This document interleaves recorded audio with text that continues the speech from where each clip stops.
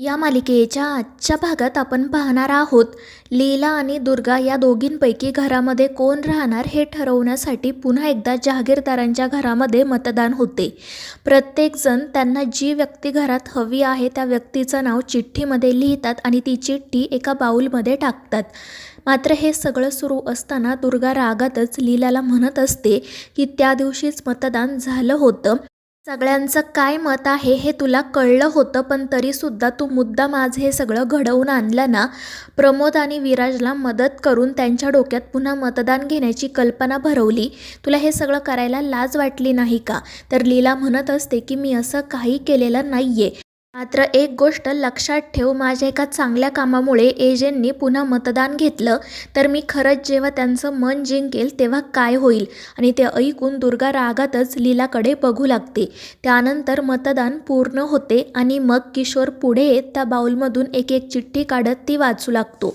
पहिल्या चिठ्ठीवर दुर्गाचे नाव असते त्यामुळे ती खुश होते, मात्र त्यानंतर प्रत्येक चिठ्ठीवर फक्त लीलाचेच नाव असते आणि त्यामुळे दुर्गाला तर मोठा धक्काच बसतो। ती रागातच सगळ्यांकडे बघत असते, तर इतरांना सुद्धा आश्चर्य वाटत असते, कारण सरस्वती आणि लक्ष्मीने सुद्धा लीलालाच मत दिलेले असते आणि त्यामुळे दुर्गा त्या दोघींवर खूप चिडते।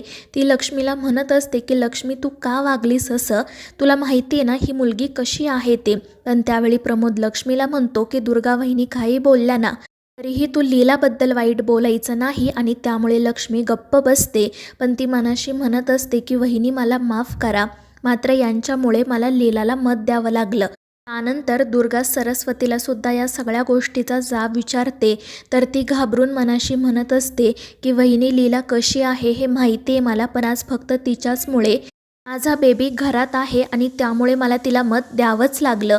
आणि मग त्यानंतर एजे म्हणतात की लीलाला जास्त वोट मिळाले आहेत त्यामुळे आता ती मानाने पुन्हा घरात येऊ शकते आणि ते ऐकून लीला तर खूपच खुश होते। दुर्गा मात्र रागातच स्वतःशी म्हणत असते की हा दिवस मी कधीच विसरणार नाही आणि त्यानंतर ती तेथून निघून जाते। तर आजी लीलाला म्हणत असतात की चल लीला पुन्हा या घरात चल, आणि मग त्यानंतर त्या लक्ष्मी आणि सरस्वतीला लीलाचं औक्षण करायला सांगतात। त्यानंतर लीला पुन्हा एकदा मानाने घरात प्रवेश करते, पण त्यावेळी दुर्गा तिची बॅग घेऊन घरातून बाहेर पडत असते। ती रडतच म्हणत असते की आत्तापर्यंत मला असं वाटत होतं की या घरातल्यांचं माझ्यावर प्रेम आहे, त्यांचा माझ्यावर विश्वास आहे, पण तो फक्त माझा गैरसमज होता। या घराला आता मी नकोशी झाली आहे, त्यामुळे माझा स्वाभिमान मला इथे राहू देणार नाही आणि मग ती सगळ्यांना सांगते की मी हे घर सोडून जात आहे। आणि ते ऐकून सगळेच जण घाबरतात, सर्वजण तिला समजवण्याचा प्रयत्न करत असतात, पण दुर्गा काही ऐकून घेत नाही। किशोर म्हणत असतो की दुर्गा असा तडकाफडकी निर्णय घेऊ नको, हे आपलं घर आहे। पण दुर्गा म्हणत असते की किशोर तुम्हाला आठवतंय का, काही वर्षांपूर्वी तुम्ही सुद्धा हे घर सोडून गेला होता आणि तेव्हा मी तुमची निवड करण्याऐवजी या घराची, या घरातील माणसांची निवड केली होती। तेव्हा मी माझ्या संसाराकडे लक्ष देण्याऐवजी या घराचा डोलारा सांभाळण्याचं ठरवलं होतं आणि म्हणून आपलं नातंसुद्धा खराब झालं होतं। मात्र इतकं होऊन सुद्धा तुम्ही कधीच मला माझ्या निर्णयाबद्दल काही बोलला नाहीत आणि त्यामुळे आज मी तुम्हाला माझ्यासोबत हे घर सोडून चला अशी जबरदस्ती करू शकत नाही। तुम्हाला जो निर्णय घ्यायचा आहे तो तुम्ही घेऊ शकता। आणि मग त्यानंतर ती एकटीच घरातून बाहेर पडत असते, पण तितक्यात लीलामध्ये तिला अडवते। ती म्हणत असते की दुर्गा हे सगळं काय चाललंय, तू का हे घर सोडून चालली, आपण दोघी जणी या एका घरात एका छताखाली राहू शकत नाही का? आणि मुळात मला कळतच नाहीये की तुझा प्रॉब्लेम काय आहे, मी तुझ्या इतकी हुशार नाहीये हा तुझा प्रॉब्लेम आहे, माझं माहेर श्रीमंत नाही हा तुझा प्रॉब्लेम आहे। अगं पण या सगळ्यात माझी काय चूक आहे, माझा भूतकाळ तर मी बदलू शकत नाही ना, मात्र आता माझं एजंटसोबत लग्न झालं आहे आणि माझं त्यांच्यावर खूप प्रेम आहे, ही गोष्ट तर खरी आहे ना। आणि राहिला प्रश्न मी एजंटच्या योग्यतेची आहे की नाही हे ठरवण्याचा, तर ते एजंट ठरवतील ना, तू हे सगळं का ठरवते? आणि लीलाचं ते बोलणं ऐकून दुर्गा रागातच तिच्याकडे बघू लागते। तर लीला पोटतिडकीने तिला समजवण्याचा प्रयत्न करत म्हणत असते की दुर्गा तू प्लीज हे घर सोडून जाऊ नको, आत्तापर्यंत तू हे घर सांभाळलं ना, मग या पुढे सुद्धा सांभाळ, या घरातील तुझं स्थान कधीच कोणीही घेऊ शकत नाही। पण ते ऐकून दुर्गा रागातच म्हणते की तुम्ही उगाच गोड गोड बोलू नका, पण लीला म्हणत असते की मी कशाला गोड गोड बोलेल, मुळात मी तुमची सासू आहे आणि सासूने गोड बोलण्यासाठी सुनांनी सुद्धा तसंच असावं लागतं. आणि ते ऐकून दुर्गा, सरू आणि लक्ष्मी तर खूपच चिडतात. तर लीला म्हणत असते की हे बघ दुर्गा, तू इतकी वर्ष घर सांभाळलं, मग तुला माहीत नाही का, घर म्हटल्यावर भांड्याला भांडं लागणारच ना. मात्र आपण त्याकडे दुर्लक्ष करायचं असतं आणि सगळ्यांना एकत्र घेऊन चालायचं असतं, फक्त स्वतःचा विचार करायचा नसतो. पण ते ऐकून दुर्गा चिडूनच म्हणते की हे काय बोलताय तुम्ही, बोलायची संधी मिळाली आहे म्हणून वाटेल ते बोलाल का. पण त्यावेळी आजीमध्ये पडत म्हणतात की दुर्गा, लीला काही चुकीचं बोलत नाहीये, ती जे बोलते ते अगदी खरं आहे. आणि मग त्यानंतर लीला म्हणते की दुर्गा, या घरात कोणालाही असं वाटत नाही की तू घरातून बाहेर पडावं.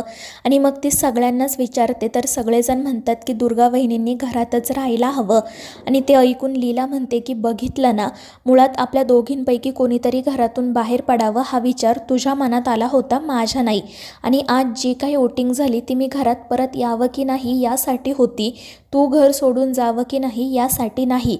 त्यामुळे तू या घरातच थांब. तर आजीसुद्धा म्हणत असतात की हो दुर्गा, अगं तुम्ही सगळी माझीच बाळं आहात, मला तुम्ही सगळेजण या घरातच हवे आहात. पण त्यावेळी लक्ष्मी आणि सरस्वती हळूच म्हणत असतात की आजी फक्त असं म्हणतात, पण जेव्हा सपोर्ट करण्याची वेळ येते तेव्हा त्या लीलालाच सपोर्ट करतात. आणि मग त्यानंतर एजेसुद्धा दुर्गाला समजावतात. ते म्हणत असतात की हे बघ दुर्गा, मुळात हे वोटिंग वगैरे मला त्या दिवशीसुद्धा मान्य नव्हतं आणि आजही मान्य नाही आहे. घरातील एका माणसाची निवड असं मत देऊन करणं मला पटतच नाही आहे. पण फक्त तुझ्या आग्रहाखातर आपण हे सगळं केलं. आणि मला माहिती आहे तुला लीलाचा खूप राग आला आहे, कारण ती यशच्या बाबतीत जे काही वागली ते तुला पटलं नाही.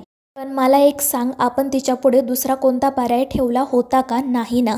तिने आपल्याला अनेकदा सांगण्याचा प्रयत्न केला की यश आणि रेवतीचं एकमेकांवर प्रेम आहे, पण आपण ते ऐकलं नाही. आणि त्यामुळे मग शेवटी तिला जे बरोबर वाटलं ते तिने केलं. आणि मग ते दुर्गाला म्हणतात की तू एकदा शांतपणे विचार कर, म्हणजे तुलासुद्धा तुझी चूक लक्षात येईल. पण ते ऐकून दुर्गा रागातच मनाशी म्हणत असते की लीला, आज तू घरातील सगळ्यांनाच तुझ्या बाजूने वळवून घेतला आहे, पण मी हे सगळं कधीच विसरणार नाही. तू कितीही गोड गोड वागली बोललीस ना, तरीही तुझ्या मनात काय आहे ते मला व्यवस्थित माहिती आहे. आणि तुझ्या तावडीतून मी या घराची सुटका करणारच. त्यानंतर मग दुर्गा नाईलाजाने घरातच थांबण्याचा निर्णय घेते. त्यामुळे सगळेच जण खुश होतात. तर आजी आणि लीलालासुद्धा खूप आनंद झालेला असतो. दुसरीकडे तो विक्रांत मात्र जेलमधून सुटणार असतो. आणि त्यानंतर तो सगळी तयारी करतच रागात स्वतःशी म्हणतो की मी जेलमध्ये असताना तुम्ही तुमची खूप मनमानी केलीत एजे आणि लीला, पण आता हा विक्रांत देशमुख बाहेर येत आहे तुमच्या आयुष्याची वाट लावायला. तर दुसरीकडे लीला तर खूपच खुश असते आणि मनाशी म्हणत असते की आता सगळं काही ठीक होणार आहे. एजेसुद्धा माझ्यावर खूप खुश आहेत, आता फक्त आमच्यात प्रेमच असेल. तर मित्रांनो, या मालिकेच्या पुढील भागांच्या अपडेटसाठी आपल्या चॅनेलला सबस्क्राईब करा.